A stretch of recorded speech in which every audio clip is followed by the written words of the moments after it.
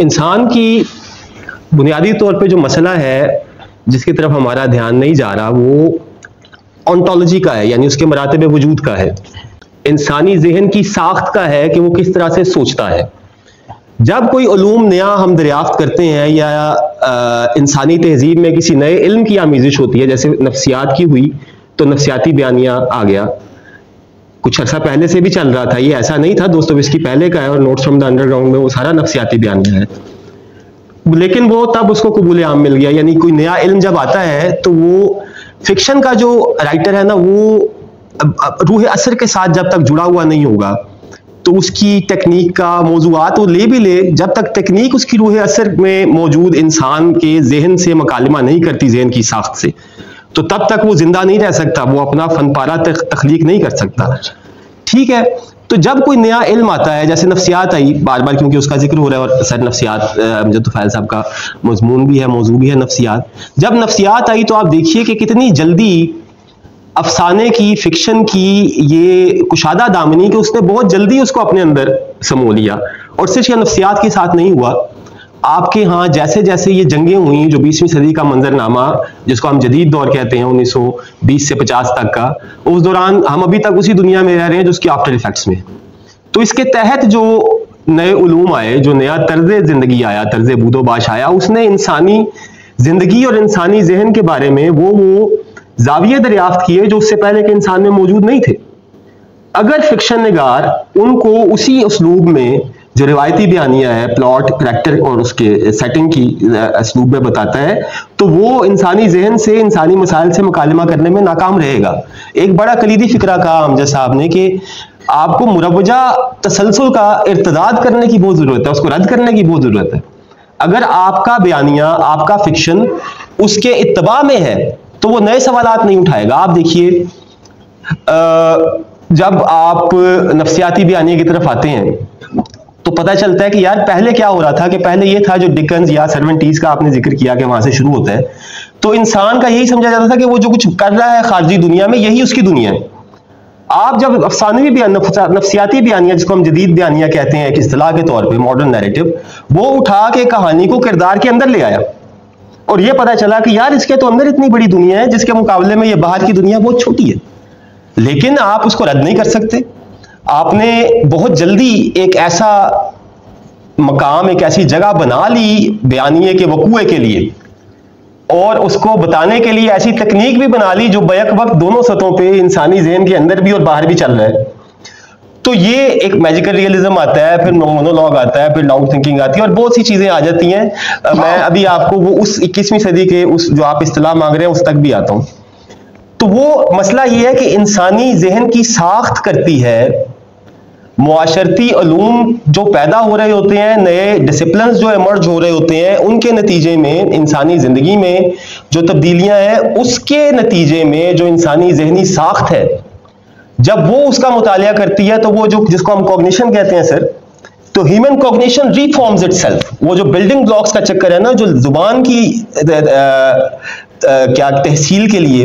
جس کے بارے میں ہم یہ نام چومسکی اور اس کے بعد کے لوگ کہتے ہیں کہ یہ کوگنیشن ہے، بیسیکلی انسانی ذہن میں بلاکس ہوتے ہیں۔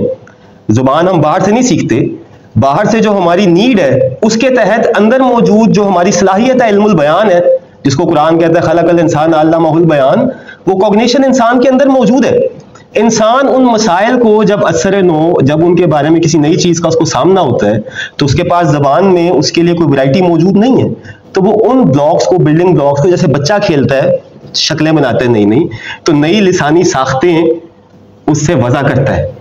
اس نئی نیڈ کو ایڈریس کرنے کے لیے۔ اسی طرح بیانیے میں جب ہمیں کسی نئے مسائل کا سامنا ہوتا ہے، انسانی ذہن میں کوئی نئے سوالات آتے ہیں، آج کی دنیا میں آپ دیکھیے سائنس نے کیا کیا انکشافات کیے، معاشی مسائل وہ نہیں ہے، معاشرتی مسائل وہ نہیں ہے، سوال وہ نہیں ہے، تو اس کو کہنے کے لیے بھی کوئی نئی چیز ڈالنی پڑے گی۔ میں عابد سیال صاحب، میں آپ کی توجہ اب اس طرف کروانا چاہتا ہوں کہ آج تک، کیونکہ بات پیچھے سے کافی دور سے ہوتی ہوئی آ رہی ہے، آج اس کو لاتے ہیں۔ آج کا انسان جو ہے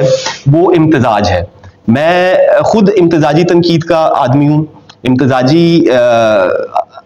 بات کرتا ہوں، اور آج کا انسان بھی کوئی ایک سطح نہیں رکھتا اپنی شخصیت کی۔ ہم میں سے جو سب لوگ یہاں بیٹھے ہوئے ہیں، ہمارا معاشرتی پہلو بھی ہے، سماجی بھی ہے، معاشی بھی ہے، اور ہمارے لیے तहजीब में, तारीखी तहजीब में ये जो अहद है इसको मैं एपक कहता हूँ, ये एरा नहीं है। एपक एक ऐसा अहद होता है जिसके अंदर मुतवातर पै दर पे तब्दीलियां आती जा रही हो, उसकी कोई इज्तिमाई शक्ल ना बन रही हो। तो इस वक्त हमारे लिए इस एपक में जब हमारे सामने जिंदगी भी उस तरह काबिल फहम शक्ल में मौजूद नहीं, विद ड्यूओपोलॉजी, हमारे सामने ये जो जिंदगी जिस दुनिया में हम रह रहे हैं ये इतनी hard and fast outlined life नहीं है। हमें रोजो शब कोई ना कोई नए मसले का, कोई ना किसी नए सवाल का सामना रहता है। हालिया मिसाल उसकी जो कोरोना की वबा गुजरी, ऐसा भी तारीख इंसानी में पहले हमने नहीं देखा कि इतना बड़ा लॉकडाउन हुआ हो, एकदम सब कुछ स्टैंड स्टिल पे आ गया हो। तो ये इन बातों को करने के लिए, यानी उस इम्तिजाजी इंसान की मसाइल को, सवाल को, और फिर उसको बयानिए में दाखिल करने के लिए किसी एक नई तकनीक की जरूरत थी। मैंने एक मजमून में लिखा कि फिक्शन निगार का जो ज़हन रसा होता है तखय्युल की बदौलत, उस जगह बहुत पहले पहुंच जाता है जहां सोशल साइंस या साइंस के कदम बाद में पड़ते हैं। वो चीज़ों को क्योंकि उनकी हैपनिंग में उनकी डूइंग देख रहा होता है, उनके होते हुए देखता है और उसको पता चलता है कि 150 साल बाद क्या होना है। ऐसी बेशुमार मिसालें हमारे पास मौजूद है। मसलन स्प्लिट पर्सनैलिटी सिंड्रोम का जो था तस्वुर, वो आर.एल. स्टीवनसन ने बहुत पहले दे दिया डॉक्टर जेकाइल और डॉक्टर हाइड में। बाद में जाकर नफ्सियात ने उसकी स्कूलिंग की, उसके बारे में बताया कि स्प्लिट पर्सनैलिटी, एक बंदे के अंदर दो शख्सियात भी होती हैं। कहानी पहले लिखी गई है, साइंस बाद में इंकशाफ कर रही है। तो ये जो आज के मसाइल हैं, क्योंकि मगरब में ये सिलसिला पहले शुरू हुआ था, ये इम्तिजाजियत यानी ये एक धावा, वहां से तो बिल्कुल ही एक वैल्यूज का, मजहबी इक़दार का, समाजी इक़दार का एक निज़ाम बिल्कुल निकल गया था ना। वरना विक्टोरियन फिक्शन में आपको विक्टोरियन अहद की पूरी तर्जुमानी नजर आती है। तो अफसाना कहने के लिए, अफसाना लिखने के लिए, फिक्शन कहने के लिए भी आपको एक पैराडाइम की जरूरत होती है।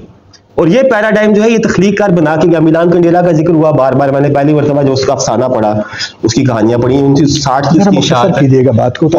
मैं सिर्फ आपको वो इस्तिलाह दे रहा हूँ आखिर में। उधर आप जितनी देर उसमें लगा रहे हैं, अभी तो आप 20वीं सदी में पहुंचे हैं, तो वो ये है मामला, क्योंकि बाकी दोस्त आज की जिस तकनीक का जिक्र पूरी दुनिया में हो रहा है, 2016 में जिस नोबेल लॉरिएट को स्लोवेतना एलेक्जेविच बेलारस की थी, उनको जब नोबेल प्राइज दिया गया तो उसके ऊपर उनकी नोबेल प्राइज स्टेटमेंट में लिखा था कि this is being awarded to her for her polyphonic writings. ये पॉलीफोनिक स्टाइल जो है, जो मैं इम्तिजाजी बयानिए का जिक्र कर रहा हूँ, इसका मैंने तर्जुमा कसीर सौती भी किया और कसीर उसलूबी भी किया। तो ये जो पॉलीफोनिक बयानिया है, ये एक ऐसा बयानिया है, ये इस्तिलाह भी राशिद साहब मौसीकी से आई। ऑर्केस्ट्रा की इस्तिलाह है, जैसे ऑर्केस्ट्रा पे बहुत सारे साजिंदे बैठे होते हैं और अपने अपने वक्त पे वो उधर से वायलिन आ जाता है, उधर से पियानो आ जाता है, उधर से कीबोर्ड आ जाता है, उधर से कोई ड्रम आ जाता है। तो ये जो इस्तिलाह है पॉलीफोनिक की, कसीर सौती या कसीर उसलूबी बयानिए की, ये मिलान कुंडेला का मैंने इसलिए जिक्र किया कि पहले हमने उसकी बात की, लेकिन उसके फन को, उसकी तकनीक को जज नहीं किया। पॉलीफोनिक बयानिए का सबसे पहले जो था अलम बरदार, जिसकी तहरीरें आई, हमें ये समझ नहीं आती थी कि यार इसके अंदर रिवायती बयानिया भी है, प्लॉट और कैरेक्टर भी है, इसके अंदर नफ्सियाती भी है, इसके अंदर तारीख भी है, इसके अंदर फलसफा भी है, इसके अंदर म्यूजिक भी है, इसके अंदर पेंटिंग भी है। आप उसके सारे नावल पढ़ लें और वो ये बयानिया इस वक्त पूरी दुनिया में चल रहा है। मेरा ये ख्याल है, मैं खुद इसकी बड़ी वकालत करता हूँ, क्योंकि आज का इंसान किसी एक तरह की तकनीक वाली कहानी को नहीं पढ़ेगा। आज का जहन बहुत ही हमाजहत है। कसीर मतन के अंदर तहें दरियाफ्त करने की कोशिश करता है, एक मतन, एक तह वाले मतन को उसको वो कबूल नहीं करता। खुशी की बात ये है, अच्छी बात ये है, आपने जिक्र किया सलीमी साहब के नावल का, जागियां ख्वाब में का, तो मैं आपकी बात पर साथ करता हूं। मैंने खुद उस पर जो एक आध पैरा लिखा था, उसमें मैंने लिखा कि आप उस नावल को देखेंगे, उसके अंदर आपको तारीख भी मिलेगी, फलसफियाना सवालात भी मिलेंगे ज़मान और मकान के। आपको उसके अंदर फ्लैश बैक, फ्लैश फॉरवर्ड उस तरह से नहीं मिलेगा जैसे रिवायती बयानिए में था। दुनिया में ये काम बहुत बेहतर तरीके से हो रहा है, बड़े अरसे से हो रहा है। ये पॉलीफोनिक बयानिया कहते हैं, 21वीं सदी का माबाद जदीद बयानिया है, शुरू हो गया हुआ था लेकिन अभी इसमें पूरी दुनिया में चल रहा है। इसमें जितनी टेक्निक सर ने बताई शुरू में, मेरा काम आसान कर दिया, उन सब का मिला के जो इन्होंने कहा कि एक हम आहंगी बयान करनी चाहिए, एक हम आहंगी से बात करनी चाहिए। बड़ा चैलेंज ये होता है पॉलीफोनिक में कि उसमें हम आहंगी में जुबान, अफसाना, शेर कोई भी है, वर्बल आर्ट है, वर्बल आर्ट में इंसान एक जुबान से एक जमालियाती साख्त तख्लीक करता है। जब आप फिक्शन में पॉलीफोनिक की टेक्निक ला रहे हैं तो उसमें इन सब चीज़ों का इम्तजाज, हुस्न तनासुब, एहसास तनासुब, ये तख्लीककार का अपना दिया हुआ होता है, यही उसका सिक्का चलाता है। बहुत शुक्रिया।